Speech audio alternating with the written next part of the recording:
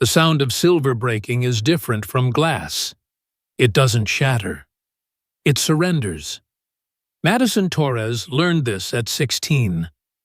When the chain holding her grandfather's Purple Heart snapped against the cold hallway floor of Northfield High, each link giving up its fight one by one. She'd been reaching for her locker combination when Jake Morrison's shoulders slammed into her back. Not hard enough to look intentional to the security cameras, but calculated enough to send her face first toward the metal. Her hands caught the impact, but the delicate chain around her neck didn't survive. The lotus pendant, hand-carved jade her Vietnamese grandmother had attached to the Purple Heart, skittered across the linoleum like a lost memory trying to find its way home. Oops! Jake's voice carried that particular tone reserved for people who'd never had to apologize for anything real in their lives. Didn't see you there, new girl. Madison's fingers found the broken chain before her eyes found Jake's face.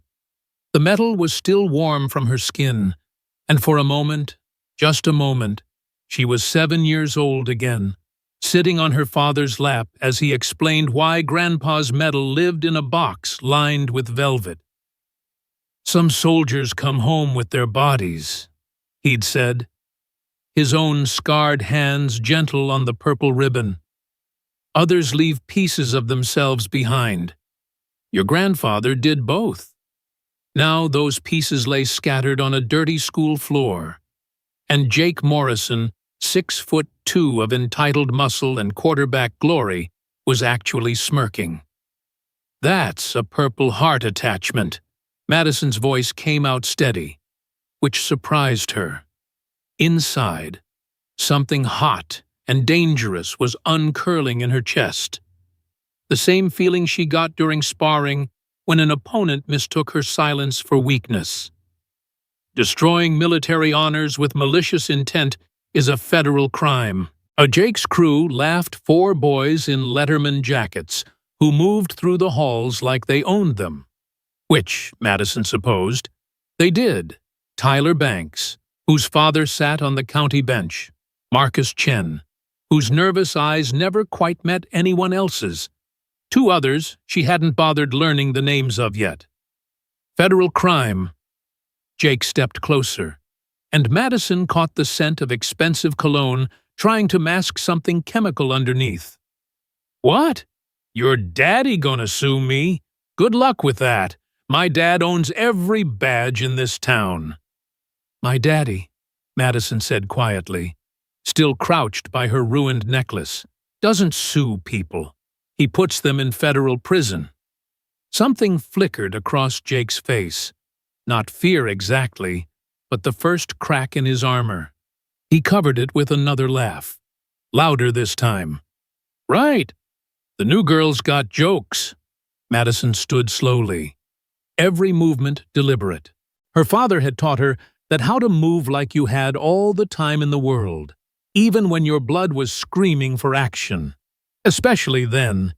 She pulled out her phone and took 3 photos: the broken chain, the scattered pendant, and Jake's face, making sure to capture Tyler's trembling hands in the background. "Steroid shakes. Tyler." She kept her voice conversational, like she was asking about the weather. Tyler's hands stilled instantly, shoving into his pockets. But Madison had already seen what she needed to see, the telltale tremor of someone riding the edge between doses. "You don't know what you're talking about," Jake said. But his voice had changed. The smirk was gone. "No." Madison picked up the lotus pendant, cradling it like a wounded bird. "Your pupils are dilated. Tyler's got the shakes. And Marcus there." She tilted her head toward the boy, trying to disappear into his jacket. "Those aren't mosquito bites on his forearms." The hallway had gone quiet. Other students were watching now, pretending to check their phones while their cameras recorded everything. Madison knew this dance. She'd watched it play out in 3 schools across 2 states as her family moved for her father's cases. But this felt different. Heavier, like the air before a thunderstorm. "You should mind your own business," Jake said. "This isn't whatever bleeding heart liberal paradise you crawled out of. This is Northfield. We have rules here." "So do I." Madison slipped the broken necklace into her pocket, each movement precise. "Rule 1. You don't touch what belonged to men who died for this country. Rule 2. You don't put poison in kids' bodies and call it winning. And Rule 3. She smiled then, the kind of smile her Vietnamese grandmother had taught her, all sweetness on the surface with steel underneath. "You really shouldn't threaten the daughter of a Marine who spent 10 years putting dirty cops in cages."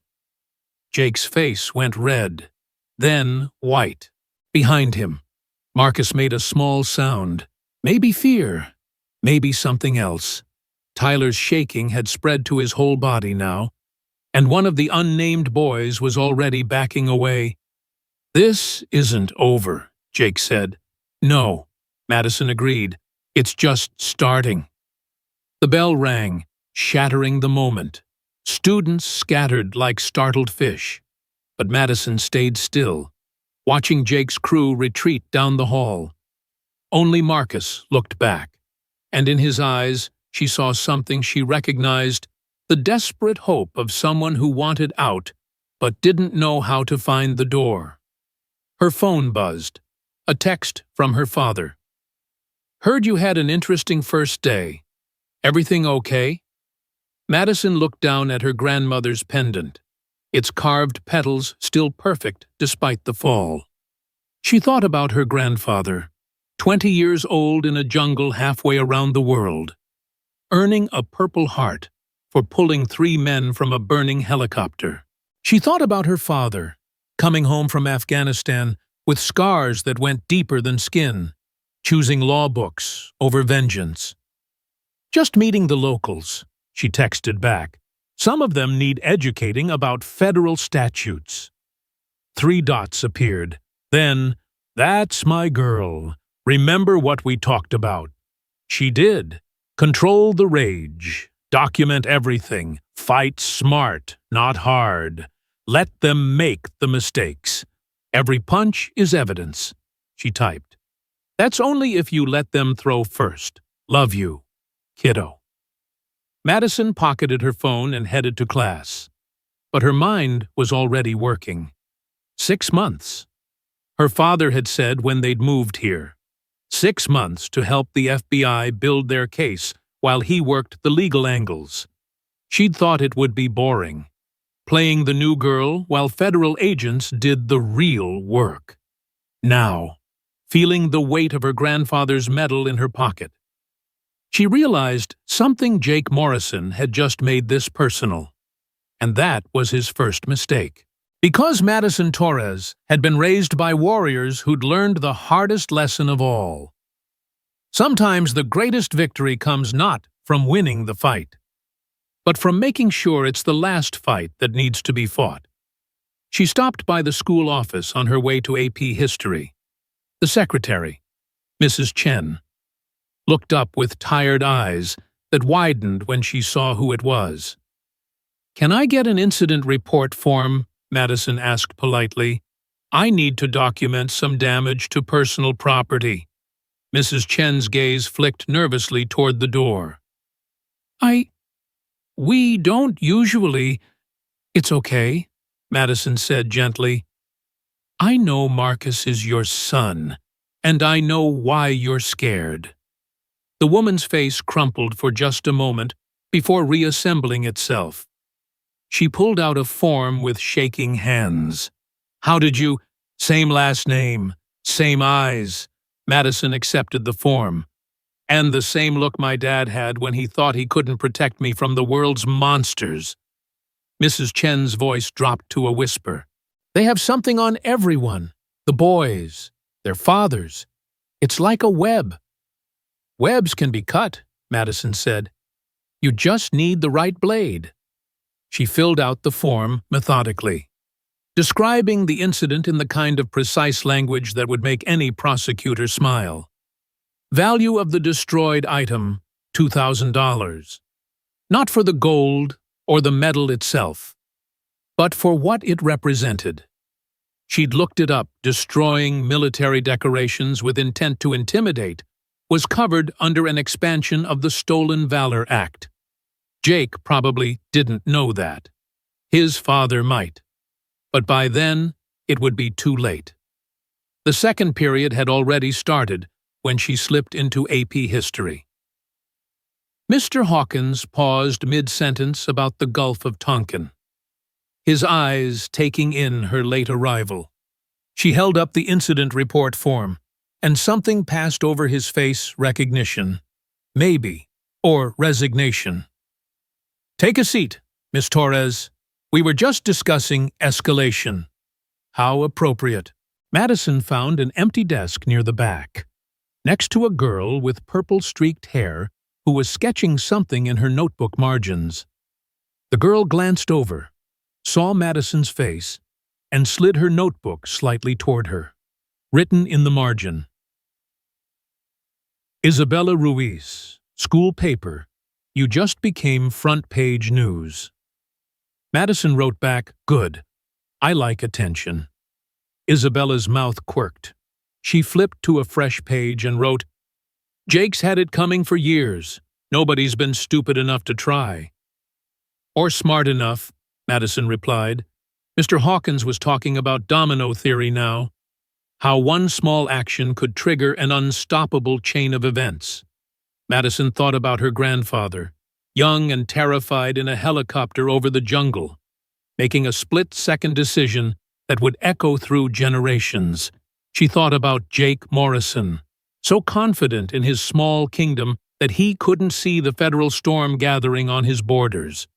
Her phone vibrated. Not a text this time, an email forward from her father. The subject line was innocuous: School Athletics Fundraiser Update. But the attached PDF was anything but. Financial records, shipping manifests, a web of connections spanning 3 states, all perfectly legal to possess, thanks to some creative discovery motions in a related case. She smiled. Jake thought this was about a necklace. Tyler thought it was about keeping their steroid pipeline flowing. Even Marcus, desperate to escape but trapped by whatever they had on him, thought this was just another case of high school politics played with higher stakes. They were all wrong. This was about justice, the kind that didn't come from throwing punches or winning fights, but from understanding that every system had rules, and those rules could be turned against those who thought themselves untouchable. Isabella slid another note. "There's a memorial game Friday. Jake's supposed to get some big award. Mayor, chief of police, half the town will be there." Madison wrote back, "Perfect. Because if there was one thing she'd learned from her father, it was that corruption loved an audience.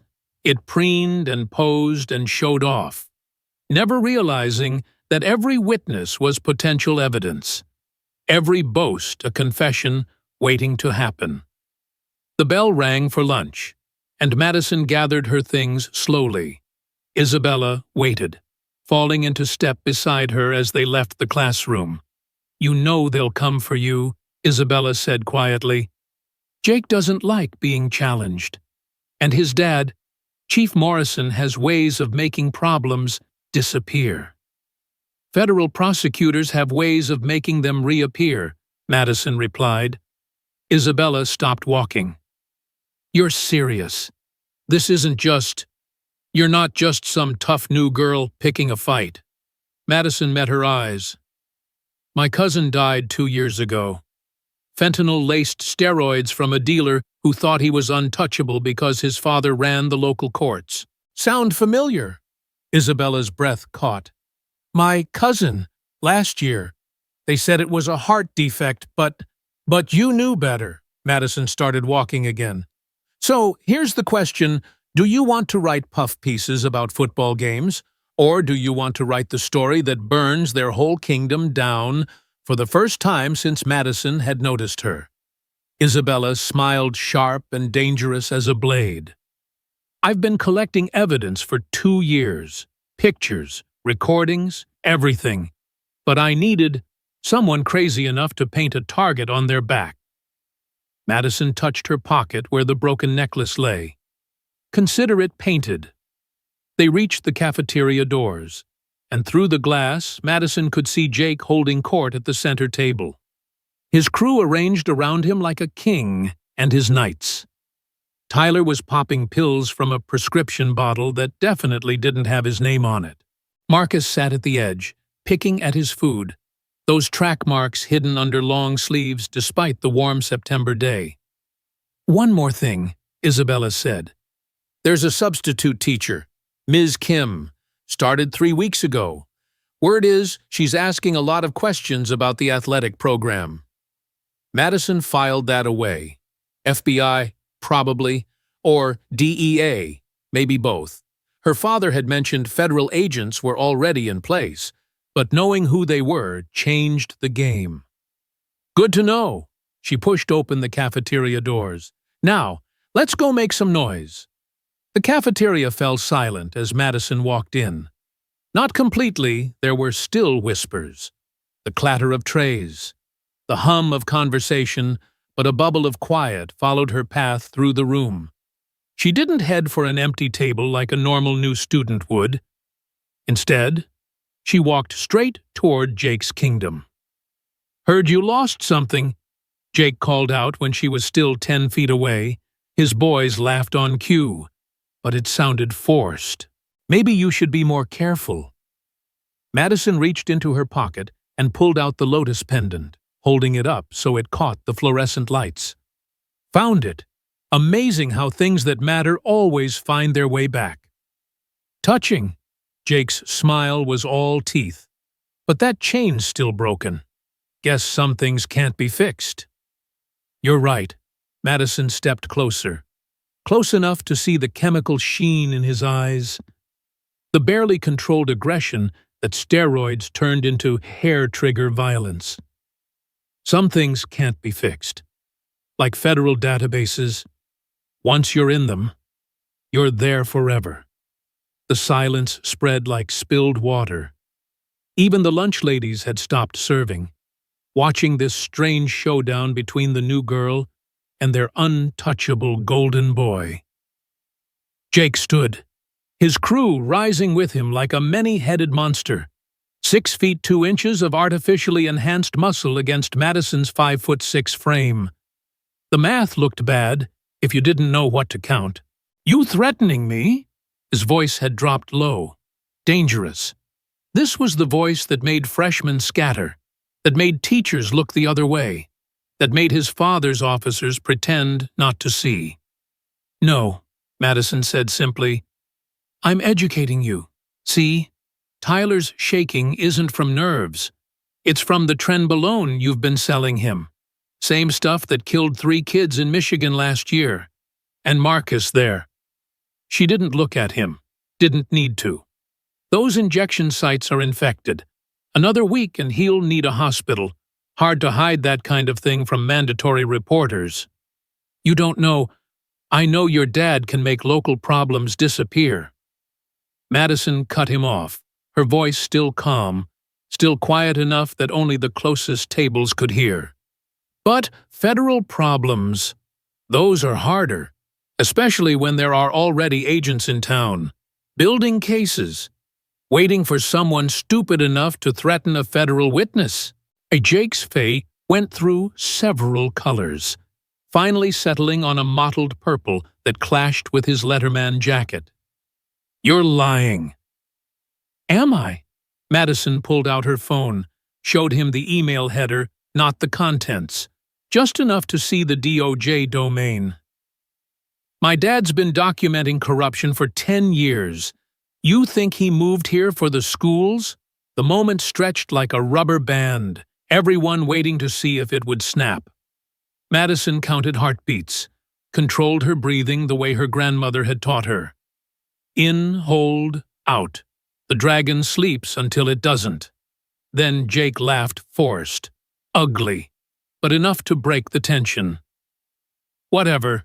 Keep your broken necklace, keep your conspiracy theories, but stay out of my way. Or what? Madison stepped back. But it wasn't retreat. It was creating space. The way her father had taught her. Always leave room to move. You'll accidentally bump into me again. Maybe somewhere without cameras. Jake's smile was answer enough. Looking forward to it, Madison said. And meant it. Because every threat was evidence. Every witness was a potential ally. And every moment, Jake thought he was winning. He was really just tightening the noose around his own neck. She turned and walked away, feeling their eyes on her back. Isabella fell into step beside her, and together they found an empty table near the windows, outside. September sunshine turned the parking lot into a glittering sea of metal and glass. Somewhere in that sea were cars with hidden compartments full of pills and needles. Somewhere were the threads that connected Jake to his father, to Judge Banks, to a web of corruption that had been choking this town for years. You know he won't let this go, Isabella said quietly. Madison unwrapped her sandwich turkey and avocado, made by her mother that morning with a note that said, "Give them hell, baby." She took a bite, chewed thoughtfully, then smiled. I'm counting on it. Sometimes the best warriors are the ones who know how to lose the right battles to win the war. Her phone buzzed. A text from an unknown number. Behind the gym after school. Come alone, or everyone knows your dad's a narc. Madison showed it to Isabella, who went pale. That's the blind spot. No cameras, no witnesses. It's where the real education happens. Madison saved the screenshot, forwarded it to her father's secured email. Perfect. I've been hoping for some hands-on learning. The broken necklace in her pocket wasn't a weakness. It was bait. And Jake Morrison had just bitten down hard. The space behind Northfield High's gymnasium was a graveyard of good intentions, rusted basketball hoops, cracked concrete, and the kind of shadows that swallowed secrets whole. Madison arrived 10 minutes early, not because she was eager, but because her father had taught her that terrain was everything. Know your ground before you need it. She counted exits 3, blind spots 2, and potential weapons unlimited if you knew how to look. The dumpster would block views from the main building.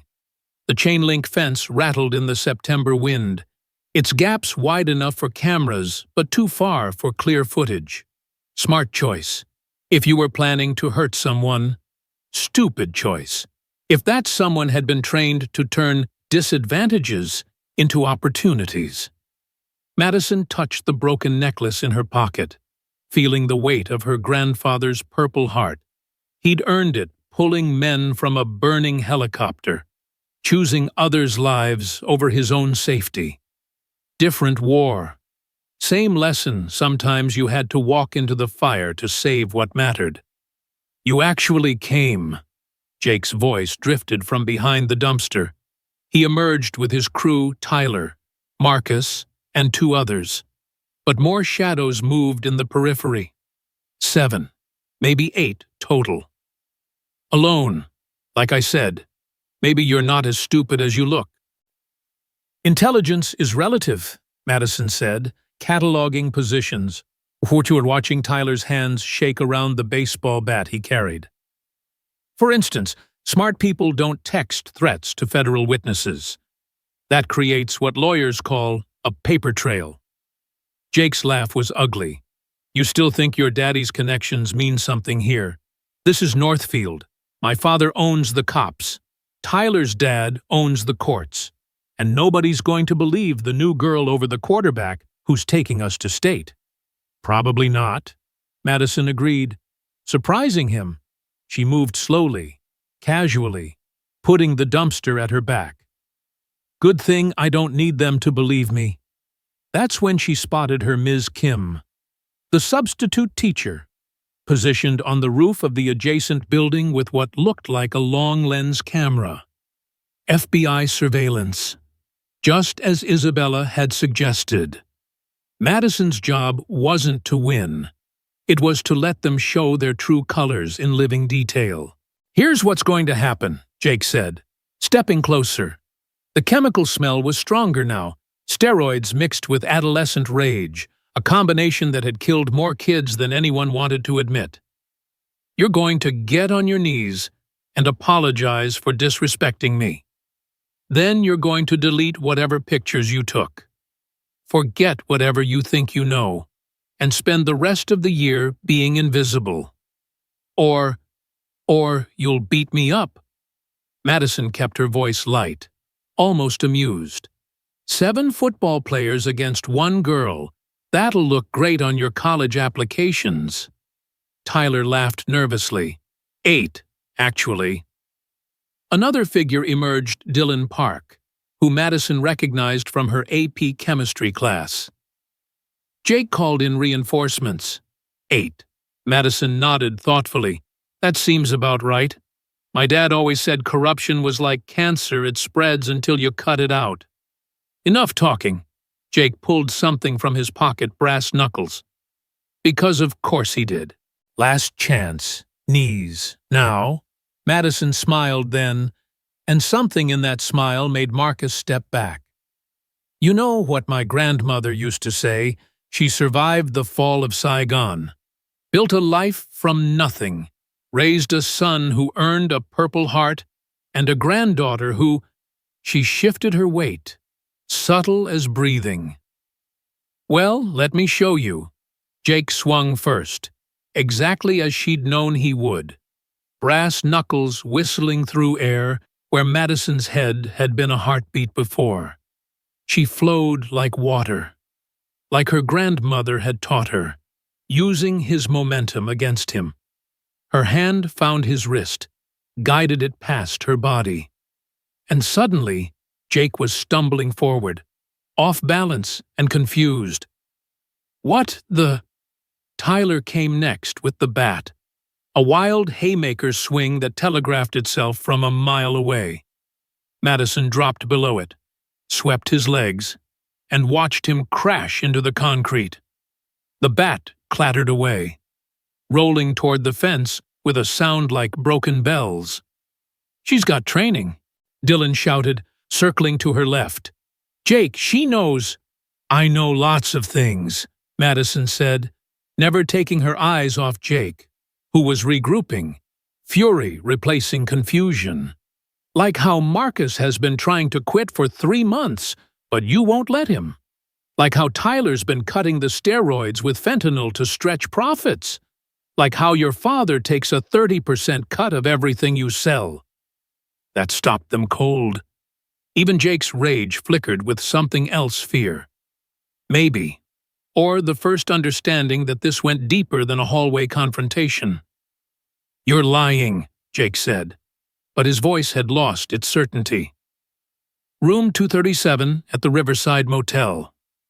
Madison continued, still calm, still ready. "Every second Tuesday. Your dad meets with suppliers from Detroit, badge on the nightstand, gun in the drawer, taking cash from the same people he's supposed to arrest." Jake charged with a roar that was more pain than anger. This time Madison didn't dodge.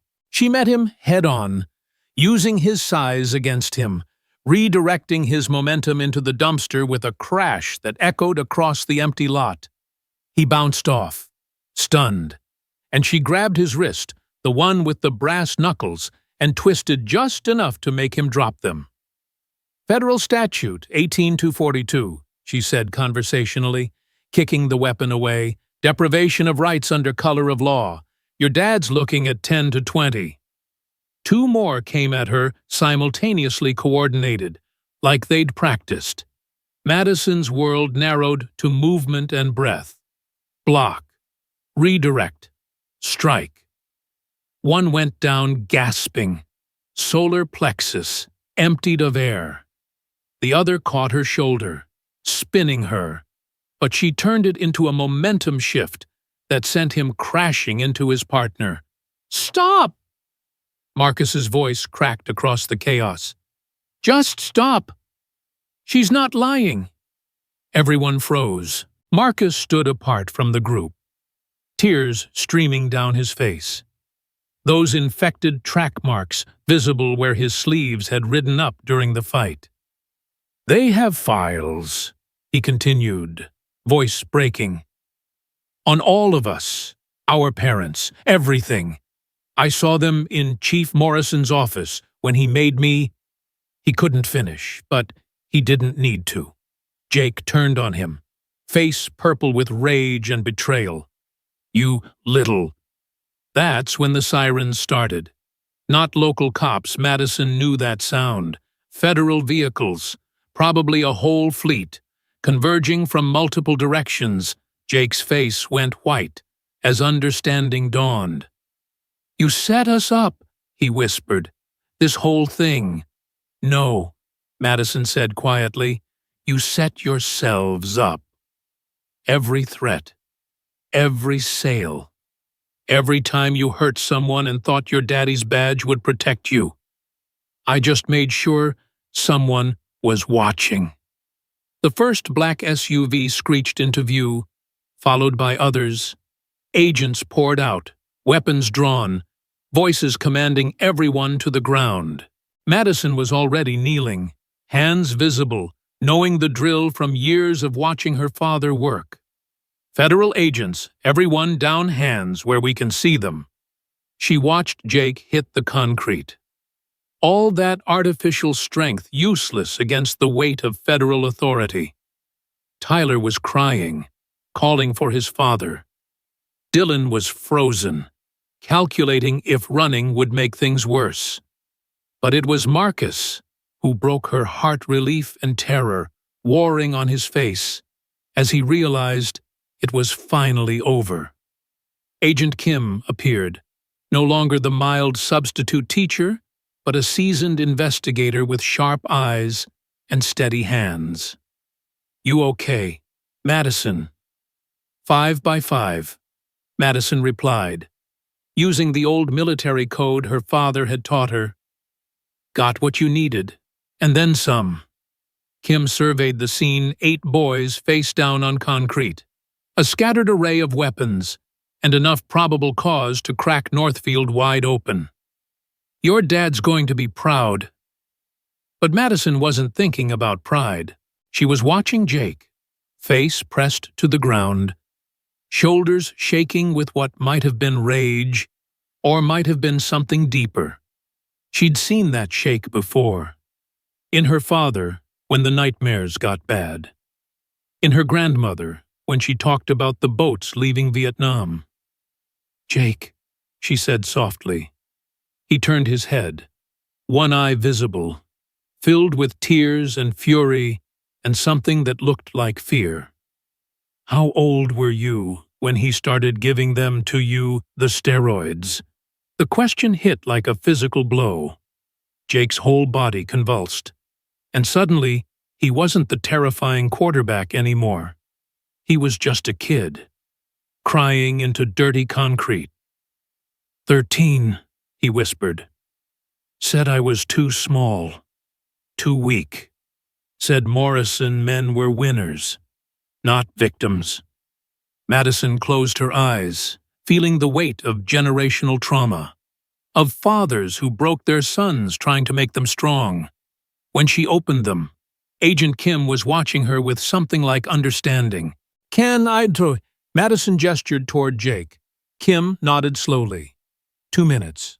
Madison knee-walked over to where Jake lay, careful to keep her hands visible, knowing how trauma could make people dangerous.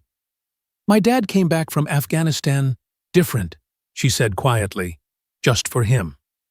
Angry all the time, scared of being weak, She touched the scar on her arm, usually hidden but visible now in the harsh afternoon light. "I was 12, got between him and my mom during an episode. He's never forgiven himself. Jake's eye tracked to the scar, understanding dawning. But he got help, Madison continued. Faced his demons, chose to fight the right battles. It's not too late for you either. My dad will kill me, Jake whispered. If I testify, if I tell them everything. Your dad's being arrested right now. Agent Kim interrupted, not unkindly. Along with Judge Banks and 17 others. This is bigger than just you, son. Has been for a long time. That's when the news vans arrived. Because of course they did. Isabella Ruiz had probably called them the moment the SUVs appeared. Madison could see her now. Phone out, documenting everything with the fervor of someone who'd waited years for vindication. The next hours blurred together statements, evidence collection, the careful choreography of a federal raid playing out across Northfield. Madison found herself in the FBI field office, her parents on either side, giving her official statement to prosecutors who looked at her with something between admiration and concern. You took a hell of a risk, the lead prosecutor said. 8 against 1. I wasn't alone. Madison interrupted. Agent Kim was watching. Isabella was recording. Coach Williams had already come forward. Even Marcus found his courage when it mattered. That's how you beat systems like this, not alone, but together. Her father squeezed her hand, and she saw the pride there mixed with the fear of what could have been. Her mother, ever the counselor, was already making notes about trauma support for the affected families. There's going to be a press conference, the prosecutor continued. The community needs to hear, not from me, Madison said firmly. This isn't my story to tell. It's theirs, the kids who've been trapped in this system. The parents who've been too scared to speak up. The teachers who've been silenced. Let them speak. And they did. Over the following weeks, as the federal case unfolded like a poisonous flower, the people of Northfield found their voices. Coach Williams testified about being threatened when he tried to report the steroid abuse. Mrs. Chen broke down describing her son's desperate attempts to quit and Jake's threats when he tried. Isabella's articles, backed by 2 years of meticulous documentation, painted a picture of corruption so deep it had infected every level of local government. Jake testified too. In the end, 17 years old, facing federal charges. He sat in a courtroom and told the truth about a father who'd fed him poison and called it love. His voice broke when he described the first injection, his father's hands steady on the needle, promising it would make him a champion. Chief Morrison got 25 years. Judge Banks got 15. The supplier network collapsed like dominoes, taking dirty cops and corrupted officials across 3 states with it. The DEA called it one of the biggest steroid busts in high school sports history. But Madison wasn't there for the verdicts. She was in the renovated space that used to be a shut-down youth center, watching Marcus teach a 10-year-old girl how to throw a proper punch. The sign outside read, "Warriors for Peace," and underneath, smaller, in memory of Staff Sergeant David Torres, Purple Heart recipient. "You know," her father said, appearing beside her with coffee and that particular smile that meant he was about to be philosophical. "Your grandfather would have been proud." Madison touched the repaired necklace at her throat, the chain stronger now, reinforced with titanium links her grandmother had insisted on. The lotus pendant hung next to the Purple Heart, and beside them both, a new addition, a small pair of scales, for justice. "He fought his war," Madison said. "I fought mine, and won." No. She watched Marcus help the little girl find her balance, patient and gentle, in a way that would have been impossible 6 months ago. "We survived. Winning looks different." Her father followed her gaze. Jake's doing well in the program. His counselor says he's responding to treatment. Might even keep his scholarship if he stays clean. Madison nodded. She'd testified as a character witness at Jake's sentencing, shocking everyone by arguing for rehabilitation over punishment. Hurt people, she'd told the judge, but healed people heal people. Give him the chance to choose which one he'll be. Speaking of which, her father continued, there's a new case in California, another town, another web of corruption. They want our help. Madison smiled, still watching Marcus and his student. The little girl landed her first solid punch on the practice pad, face lighting up with surprised delight. In 6 months, she'd learn control. In a year, she'd understand that real strength came from knowing when not to fight. California sounds nice, Madison said, but first, I've got a promise to keep. That evening, Northfield High's football stadium filled for what the town was calling a healing ceremony. Madison sat with Isabella, watching as former victims became speakers, sharing their stories under lights that had once illuminated very different battles. Mrs. Chen spoke about hope. Coach Williams talked about courage. Even Tyler Banks, out on bail and newly sober, stood up to apologize to every kid he'd helped poison. But it was Marcus who stole the show. Standing at the 50-yard line where so many games had been won with chemical enhancement, voice carrying across the crowd, we let them make us into weapons, but weapons can be reforged. We can choose what we become next. The applause was thunderous, but Madison barely heard it. She was thinking about her grandfather, about choices made in moments of crisis that echoed through generations. He'd chosen to save lives in a burning helicopter. Her father had chosen law over vengeance, and she'd chosen to break a cycle of violence with something more powerful than any martial art truth. Isabella nudged her as the ceremony wound down. So, California next. After graduation, Madison confirmed, there's always another Northfield. And another Jake Morrison who needs to learn that real strength isn't about who you can hurt. Madison stood, ready to leave the stadium lights behind. It's about who you can help become whole. As they walked toward the parking lot, Madison's phone buzzed.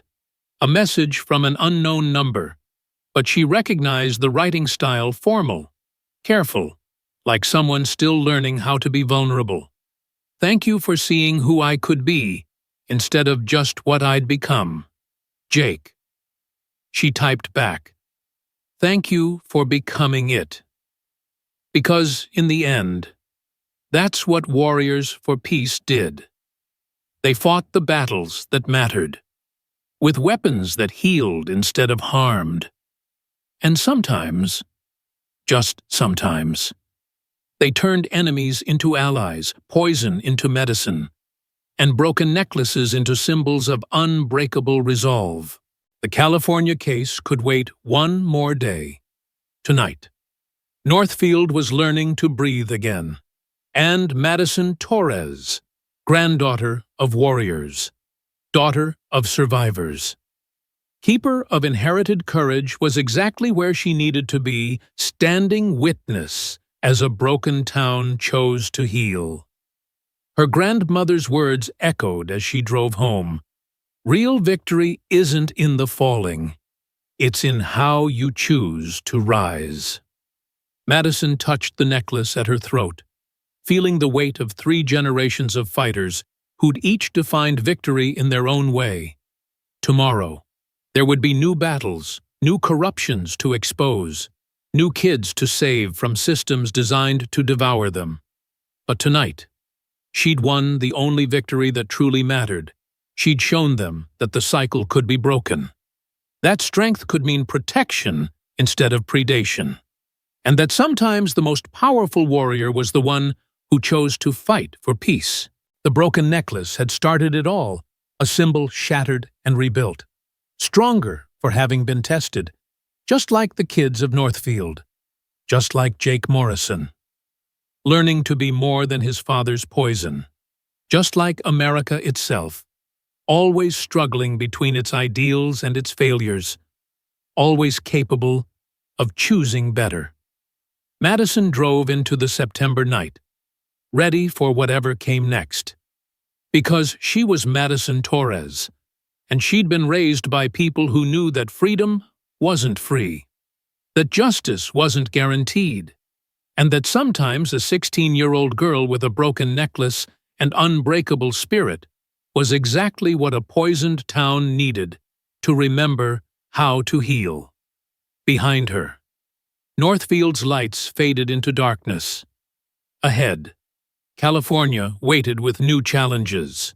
But in this moment, driving between battles with her grandfather's medal against her heart, Madison Torres was exactly what she'd always been, a warrior for peace, fighting the good fight, one broken system at a time. The necklace caught the streetlight as she turned toward home, silver and jade and justice, all woven together, unbreakable.